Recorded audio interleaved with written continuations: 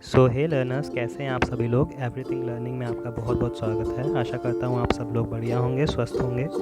मैं हूँ आपका आयुष भैया and today we are going to continue our geography NCERT series of class 6th with its chapter number 7, our country India.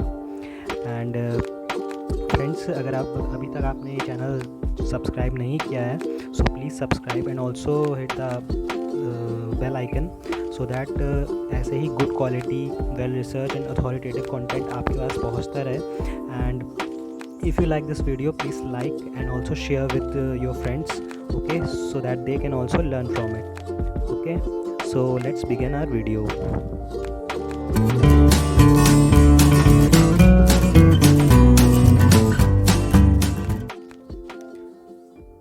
So learners, in the last classes we have already completed our chapter number 1 to chapter number 6. Okay, so if you want to learn these lessons, please check out our playlist of NCERT geography. Okay, so please go fast and finish these chapters, okay, so that you can understand the things in a better way. And today we will continue with our chapter number 7, as I told, our country India. And after this we will be left only with the chapter number 8, India, climate, vegetation and wildlife. Okay, so let's begin our chapter number 7, our country India. So friends, ये जो chapter है, chapter number 7, इसमें हमारी country के बारे में ही बताया गया है, इंडिया के बारे में। सो इसलिए ये चैप्टर बहुत ही ज़्यादा इंटरेस्टिंग प्लस बहुत ही ज़्यादा क्रूशल, क्योंकि अगर आप एडवांस लर्नर्स हैं तो यही चैप्टर आपका बेस बन जाता है in future for Indian geography.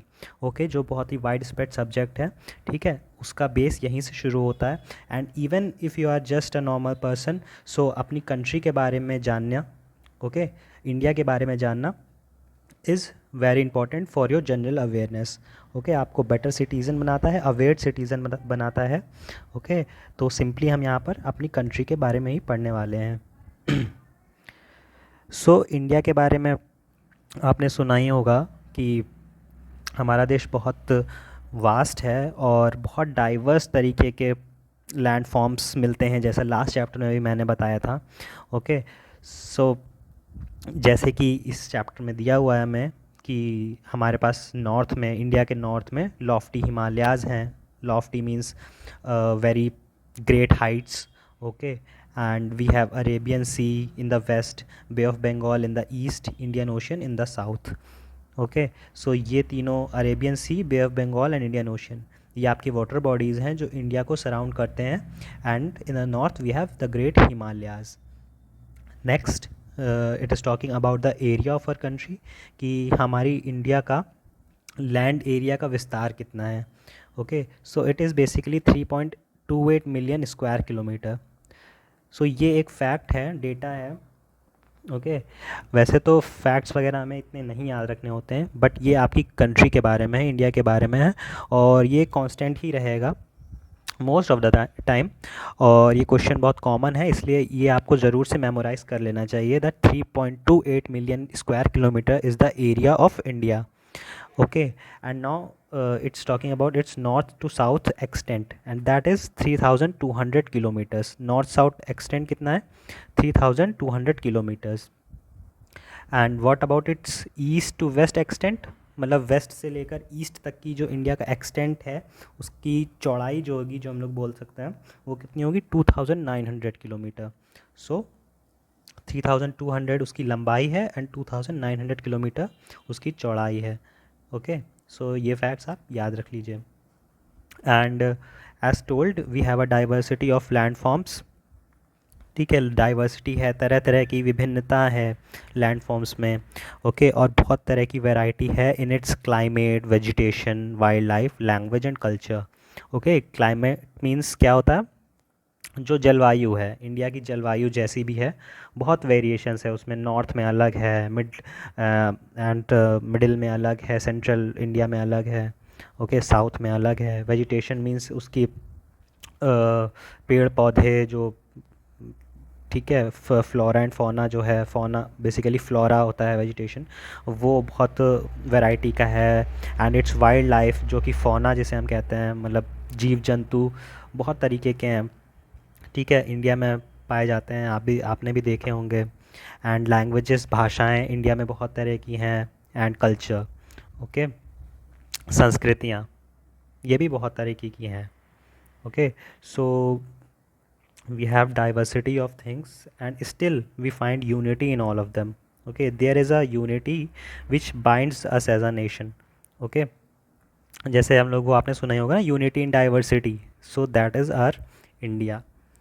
And we have a population of more than 120 crores. Okay, अब तो ये तो पुराना एडिशन है, तो ये 2011 के हिसाब से लिखा हुआ है 120 crores, बट अभी लेटेस्ट में जो चल रहा है that is more than 135 crores. Okay, so it makes India as a second most populous country in the world after China. ये फैक्ट बहुत इंपॉर्टेंट, कॉमन है, आपको पता होना चाहिए। So let's move.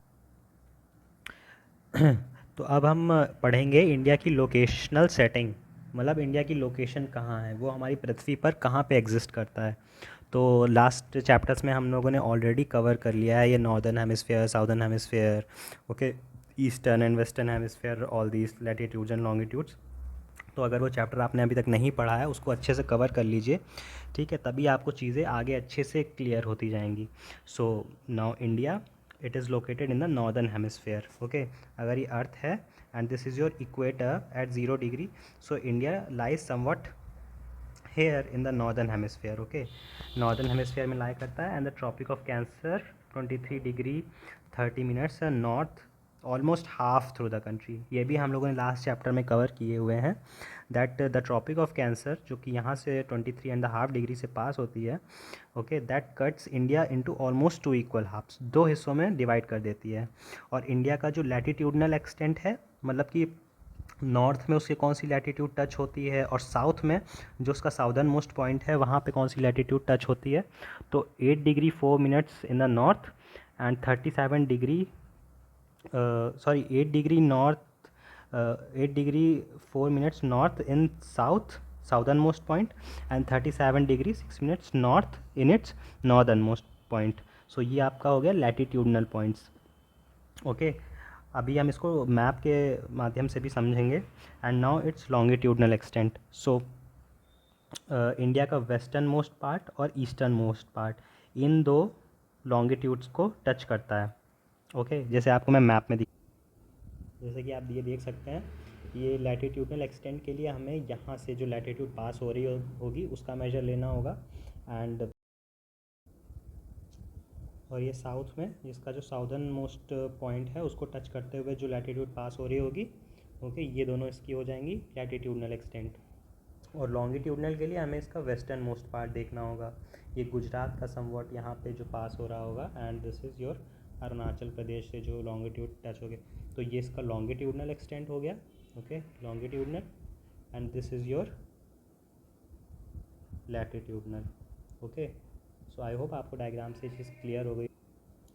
So friends, जो इंडिया का लॉन्गिट्यूडनल एक्सटेंट है वो बहुत ही ज़्यादा है, almost the difference is 29 degrees. Okay, इसको और इसको अगर आप सब्सट्रैक्ट करेंगे तो ऑलमोस्ट 29 डिग्रीज़ का डिफरेंस होता है।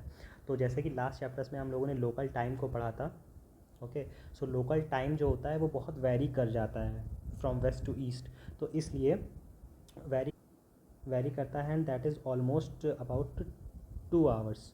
ओके, इसलिए हमें एक स्टैंडर्ड टाइम लेना पड़ता है जो कि पूरे इंडिया में कॉमन हो। सो उसके लिए हमें 82.5 डिग्री ईस्ट लॉन्गिट्यूड लेनी पड़ती है for calculating the Indian Standard Time.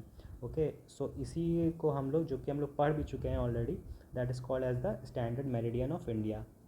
Okay, so कुछ फैक्ट्स अच्छे अच्छे दिए हुए हैं, हम लोग उससे भी देख लेते हैं कि what is peninsula. Okay, India is basically a peninsula, so a piece of land that is surrounded by water on 3 sides. Okay, ये 3 जो वर्ड है ये that is your basically a keyword.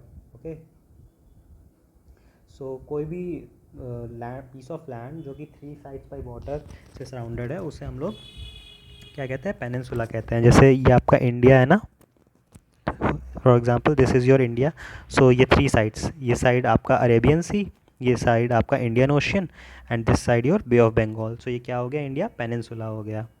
Okay, and now next fact is large countries which stretch extensively from east to west do not have a single standard time for the whole country.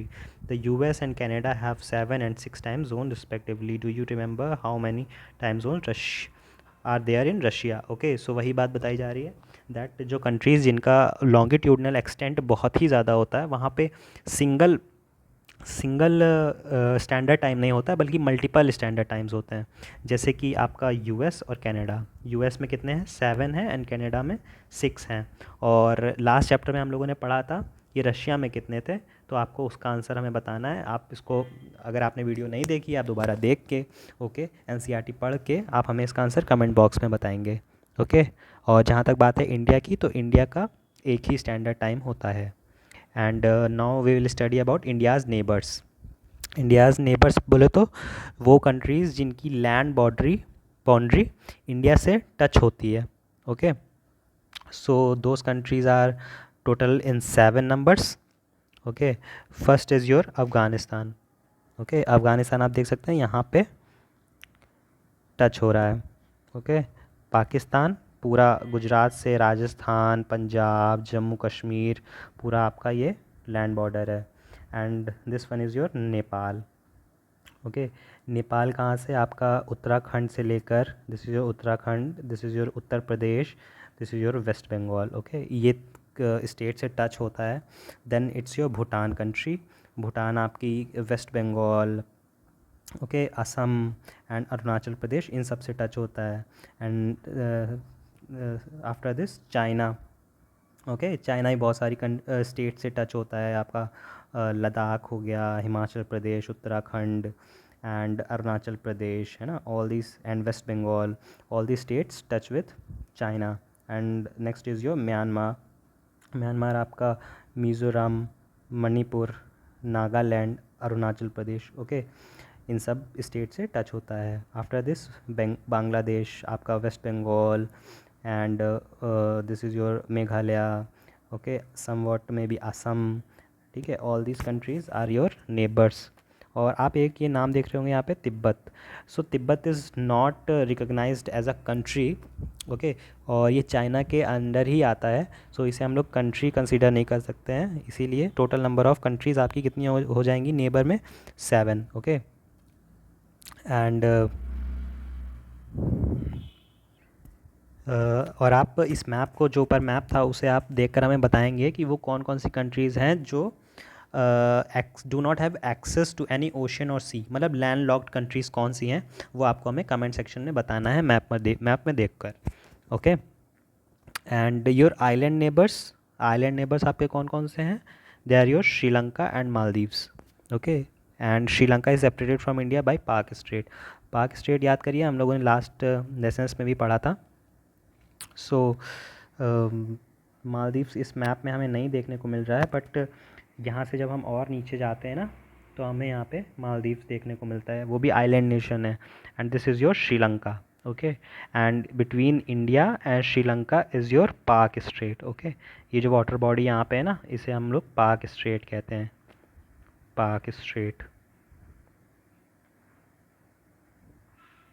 So your next subtopic is political and administrative divisions of India. Okay, so India is basically divided into 28 states and 8 union territories.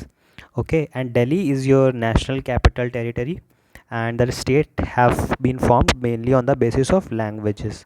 Okay, भाषा के आधार पर जो हमारे राज्य हैं उनका गठन हुआ था। Okay, so basically there are 28 states. आप इस मैप में, जो इंडिया का पॉलिटिकल मैप है, इसमें स्टेट्स और उनकी कैपिटल्स इनको ज़रूर से याद कर लीजिए। ओके, मुझे भी सारे स्टेट्स और उनकी कैपिटल्स याद हैं, कौन सा स्टेट कहाँ होता है, जैसे जम्मू कश्मीर, लद्दाख, पंजाब, हिमाचल प्रदेश, राजस्थान, यूपी, है ना। इन सबको अच्छे से मैप में प्रैक्टिस करिए, उनकी कैपिटल्स याद करिए, ये आपको लाइफ लॉन्ग काम देगा और आपको बेटर अवेयर्ड इंडियन सिटीज़न बनाएगा। Okay, so moving on are physical divisions of India. Okay, physical divisions कौन कौन से हैं आपके इंडिया के। So basically there are diverse physical features in India, but there are basically 5 mountains, plateaus, plains, coasts and islands. ये basically इनके बारे में डिटेल में ये क्या होते हैं इनको हम लोगों ने लास्ट चैप्टर्स में पढ़ा हुआ है। तो अगर आपने नहीं देखा है तो आप major landforms of India chapter आप जाकर प्लेलिस्ट में ज़रूर से चेकआउट कीजिए। और okay, so first is your basically Himalaya. Okay, what is Himalaya? Himalaya is our mountain जो कि इंडिया के नॉर्थ में लाई करता है और वर्ल्ड का लार्जेस्ट माउंटेन रेंज है। हिमालय का मीनिंग क्या होता है? हिम प्लस आलिया से मिलकर ये वर्ड बना है। हिम मीन्स बर्फ एंड आलिया means home, so basically the abode of snow. Okay, और हिमालय जो है वो 3 मेन पैरेलल रेंजेस में डिवाइडेड है। अब रेंजेस क्या होती हैं ये भी हम लोगों ने लास्ट चैप्टर में कवर कर लिया है, आप उसे ज़रूर से देखें लास्ट चैप्टर को। So first range is your great Himalaya और हिमाद्री। ओके, तो इसको हम लोग मैप में देखेंगे। अभी उससे पहले हम लोग नेम्स देख लेते हैं। The second is your middle Himalaya और हिमाचल। ओके, उसे हम लोग कॉमनली हिमाचल कहते हैं। और the third one is your Shivalik. Okay, Shivalik is the southernmost range. Okay, so these 3 ranges we will see in on the. So friends, ये आपकी हिमालयन रेंज है पूरी, ये है ना, दिस इज़ योर पूरी हिमालयन रेंज। और ये आपकी नॉर्थ में जो है ये आपकी हिमाचल है। Then it this is your Himadri. Okay, and the last one is your Shivalik. Okay, this is your Shivalik, Himadri, Himachal and Shivalik.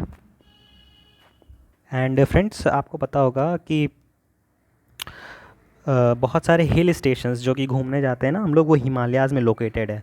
तो ऐसे ही 5 हिल स्टेशंस को आपको जो है बताना है। तो इसको आप नेट पर सर्च करके हमें इसका आंसर कमेंट बॉक्स में बताएंगे। Okay, so next one that is being talked is your northern Indian plains. इसके बारे में भी डिटेल में हम लोग पढ़ चुके हैं। We will study in short that it is an alluvial deposit. Okay, जो रिवर्स हिमालय से आती हैं, ओके, अपने साथ बहुत सारा सेडिमेंट और एलुवियम डिपॉजिट लेकर आती हैं और उससे ही आपका नॉर्दर्न प्लेन्स फॉर्म होता है। ओके, और ये नॉर्दर्न इंडियन प्लेन लोकेशन क्या है इसकी? ये साउथ ऑफ द हिमालयाज़ है, जो कि अभी हमने हिमालयाज़ देखे थे ना, उसी के जस्ट साउथ में ये नॉर्दर्न इंडियन प्लेन्स है। एंड ये कौन कौन सी रिवर से फॉर्म होते हैं? Indus, Ganga, Brahmaputra and it's tributaries. Tributaries अभी हम लोग देखेंगे क्या होते हैं। सो इसके बारे में हम लोगों ने ऑलरेडी पढ़ रखा है अच्छे से। तो these are the main rivers जिनकी वजह से प्लेन्स फॉर्म्ड होते हैं। ओके, और क्योंकि ये बहुत फर्टाइल लैंड है तो यहाँ पर हाई कंसंट्रेशन ऑफ पॉपुलेशन हमें देखने को मिल जाता है। And the next are your great India deserts. Okay, they are very dry, hot, sandy stretch of land. Okay, बहुत गर्म, बहुत सूखे और सैंड से भरे हुए स्ट्रेच ऑफ लैंड है, ठीक है, जहाँ पर वेजिटेशन, पेड़ पौधे बहुत कम उगते हैं। ओके, इनकी लोकेशन हम लोग मैप में देखेंगे। So these are your basically the northern plains, and this is your great Indian desert, this yellow in color. Okay, this is your great Indian desert, this is your northern plains, basically this region। और ब्रह्मपुत्र का भी यहाँ असम में थोड़ा होता है, and Bengal में, UP में, पंजाब, यहाँ पे इंदस का हमें देखने को मिल जाता है इंडिया में। So basically these are your northern, great northern plains. Friends, next is your peninsular plateau. So what is peninsular plateau? ये भी हम लोगों ने देखा हुआ है। पेनिनसुला का मतलब आपको पता है, एंड प्लेट्यू मीन्स, ये भी हम लोग लास्ट चैप्टर में पढ़ चुके हैं। And it is triangular in shape. Okay, कैसा है? ट्रायंगुलर इन शेप है, ऐसा है, इन्वर्टेड ट्रायंगल है, ऐसे हम लोगों का पेनिनसुलर प्लेट्यू है, जिसमें न्यूमरस हिल रेंजेस हैं। ओके, न्यूमरस हिल रेंजेस हैं, जैसे कि आपकी अरावली हिल्स, ओके, जो कि oldest range of the world है, ये भी हम लोगों ने पढ़ा था। एंड नॉर्थ वेस्ट साइड में लाई करता है, विंध्यास हैं, सतपुरा है, नर्मदा है। ये Narmada and Tapi are your rivers. Okay, the western flowing rivers of the peninsular plateau are Narmada and Tapi. इनकी लोकेशंस अभी हम मैप में देखेंगे, सो डोंट वरी। ओके, ये दोनों जो रिवर्स हैं ये आपकी अरेबियन सी में ड्रेन होती हैं, मतलब आपकी mountains Vindhya and Satpura range से निकल कर आपकी अरेबियन सी की तरफ मूव करती हैं। Then are your important western Ghats और सह्याद्रीज। वेस्टर्न घाट्स ये आपकी माउंटेन रेंजेस हैं, इनकी लोकेशन अभी हम देखेंगे। इन्हें हम लोग सह्याद्रीज भी कहते हैं और ये वेस्टर्न साइड में लाई करते हैं। And then are your eastern Ghats, ये आपकी ईस्टर्न बाउंड्री है। ओके अब यहाँ पे वेस्टर्न और ईस्टर्न घाट के बारे में बताया जा रहा है that western Ghats are almost continuous, है ना, ऑलमोस्ट कंटिन्यूस हैं पूरा ऐसे ऐसे, और कहीं पे बहुत कम ब्रेक्स हैं, ब्रोकन बहुत कम है। और the eastern Ghats are broken, है ना, बहुत ज़्यादा ब्रोकन है और अनइवन है ना। सो इनकी लोकेशंस अभी हम देखते हैं जल्दी से। सो this is your peninsular plateau. Okay यहाँ पे आपकी आप देख सकते हैं अरावली है, अरावली रेंज, ठीक है, ग्रेट इंडियन डेजर्ट में ही लाई करता है, आपका नॉर्थ वेस्टर्न इंडिया में है। सॉरी इसका जस्ट अ मिनट, ये आपका peninsular plateau, this is your Aravali range, this is your Vindhya range, this is your Satpura range, this is your western Ghats, देखिए ऑलमोस्ट कंटिन्यूस है। And this is your eastern Ghats, देखिए कितना broken और अनइवन सा है। और नर्मदा और तापी रिवर आपकी, ये रही नर्मदा, ये रही आपकी तापी, और ये रहा आपका अरेबियन सी, ये यहाँ से मूव करती हैं और ये वेस्ट में अरेबियन सी में जाकर ड्रेन होती हैं। Okay so moving for the plateau is rich in minerals like coal and iron ore. तो लास्ट चैप्टर में जैसे हम लोगों ने पढ़ा था कि the plateaus are very rich in minerals just like your Chota Nagpur plateau and all those. Okay now are your coastal plains. Okay so ये कोस्टल प्लेन्स क्या होते हैं, जो भी समुद्री तट होता है ना, जो बीचेस आपके जहाँ पे मिलते हैं, ओके समुद्र के किनारे की जो लैंड होती है उसे हम लोग बेसिकली कोस्टल प्लेन्स कहते हैं। ओके सो वेस्ट में जो वेस्टर्न घाट्स का जो वेस्टर्न पार्ट है ना, ठीक है, वो आपके वेस्टर्न कोस्टल प्लेन्स हैं, और जो ईस्ट ऑफ ईस्टर्न घाट है that is your eastern coastal plains. Okay so eastern coastal plains are much broader. Okay अभी हम लोग मैप में देखेंगे वाई इज़ इट सो।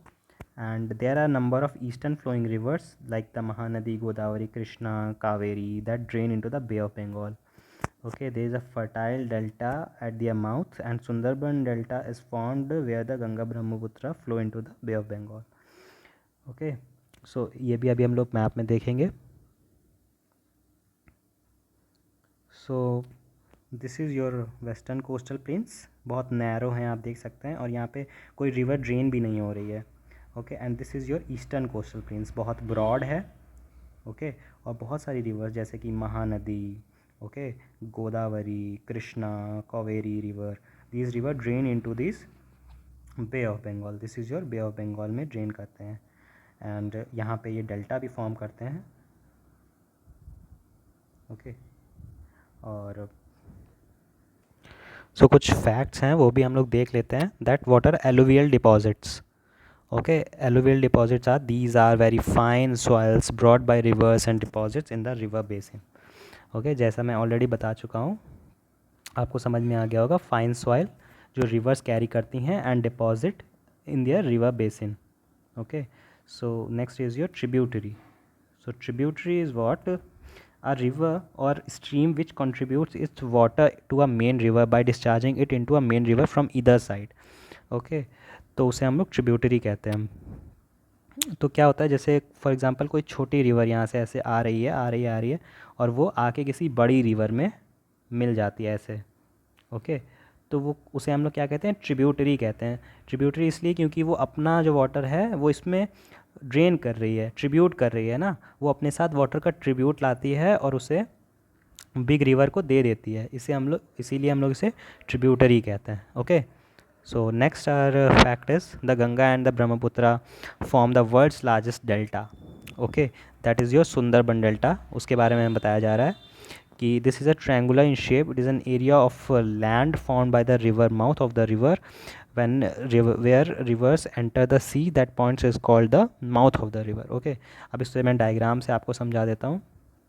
जैसे कि अभी हम लोग मैप में देख, जैसे कि आपकी ये गंगा है ना, गंगा ये ऐसे आपकी आ रही है and this is your Brahmaputra यहाँ से ऐसे आ रही है। तो ये जो रिवर माउथ जहाँ पे ये समुद्र से मिलता है ना, है ना, और वहाँ पे वो बहुत सारे छोटे छोटे छोटे छोटे डिस्ट्रीब्यूटरीज़ में से डिवाइड हो जाता है। ओके, सो उसे हम लोग डेल्टा कह देते हैं, है ना। तो यहाँ पर ये पूरा ये जो एरिया आपका है ना, ये एक डेल्टा है और ये सुंदरबन डेल्टा है, वर्ल्ड का लार्जेस्ट ओके डेल्टा है और बहुत इम्पॉर्टेंट है क्योंकि ये अपने साथ साथ बहुत सारे वाइल्ड लाइफ को, फ्लोरा एंड फौना को शेल्टर देता है, ठीक है, इसलिए बहुत इम्पॉर्टेंट है और आपको ये याद रखना है। सो moving on, so friends, the last physical features in your India are your group of islands. Okay, so islands basically क्या होता है, जब कोई वाटर बॉडी होती है, जैसे ये वाटर बॉडी है आपकी, ओके, यहाँ पर कोई छोटा सा मान लीजिए लैंड मास है, ठीक है, छोटा सा, जो कि चारों तरफ से on all sides is surrounded by water. Okay, ये भी है आपका लैंड मास है और ये पूरा आपका वाटर है। ओके, ये यहाँ पे यहाँ पे यहाँ पे आपका पूरी तरीके से वाटर बॉडी से सराउंडेड है, तो ये आपका क्या हो जाता है, ग्रुप ऑफ आइलैंड्स इसे हम कहते हैं। सो इंडिया के पास कौन कौन से ग्रुप ऑफ आइलैंड्स हैं, they are basically to.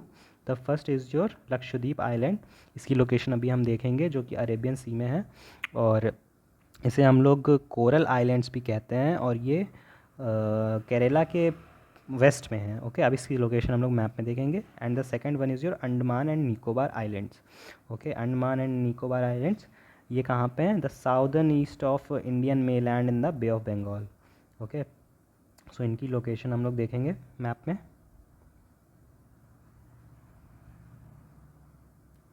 Okay, so this is your Lakshadweep, ये केरला है और इसके वेस्ट में यहाँ पे लक्षद्वीप आइलैंड्स हैं, इन्हें कोरल आइलैंड्स भी कहते हैं। And this is your Andaman and Nicobar, Indian mainland के साउथ ईस्ट में है। ओके, सो ये आप देख सकते हैं इनकी लोकेशन। सो फ्रेंड्स, एक बहुत इंटरेस्टिंग सा आपके पास फैक्ट यहाँ पे दिया जा रहा है, that do you know which group of islands were affected by the tsunami of 2004।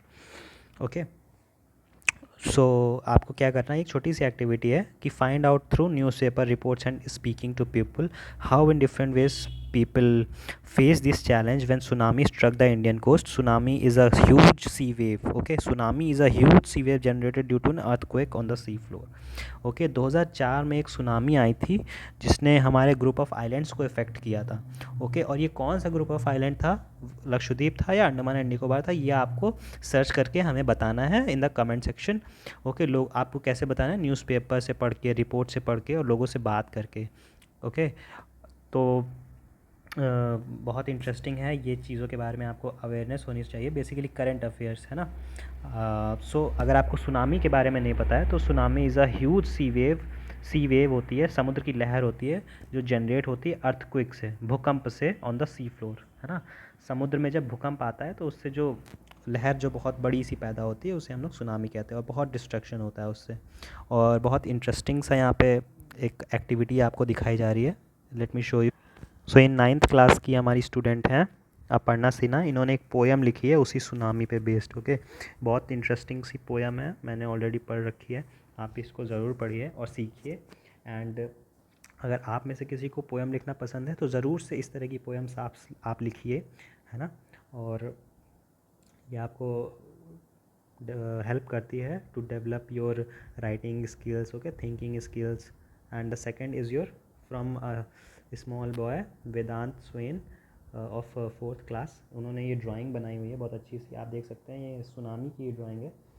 Okay, यहाँ पे क्या लिखा है, tsunamis killer waves. Okay, killer waves हैं मतलब, है ना, आप देख सकते हो कितनी बड़ी बड़ी वेव्स हैं और ये आइलैंड पे बेचारे लोग हैं बहुत सारे, ठीक है, most of will be injured and will gonna die. Okay, छोटे छोटे इनके घर हैं। ओके, ये कोस्ट बेसिकली कोस्टल एरिया का सीन है, आप देख सकते हैं, तो बहुत अच्छी सी ड्राइंग बनाई है, आप भी इस तरह की ड्राइंग ज़रूर से बनाएं। Okay, and finally we will come to our exercises, and exercises are very important, जैसे कि नाम से ही पता है एक्सरसाइज करना होता है, थोड़ा सा माइंड को ब्रेन स्टॉर्मिंग करनी होती है और जो हम लोगों ने पढ़ा है बस उसी को आंसर करना है। बहुत सिंपल क्वेश्चंस हैं जो हम लोगों ने ऑलरेडी पढ़ रखा है उसी को हमें आंसर करना है। ओके, जैसे name the major physical divisions, है ना, फिजिकल डिविजन्स जो 5 हम लोगों ने पढ़ी उनके नाम बताने हैं। 7 कंट्रीज़ जो कि लैंड बाउंड्रीज होती हैं इंडिया के, उनके नाम बताने हैं आपको। 2 major river falling into Arabian sea, Narmada and Tapi, okay, इस तरह से आपको सारे क्वेश्चंस अटेम्प्ट करने हैं and then it's your take the correct answer.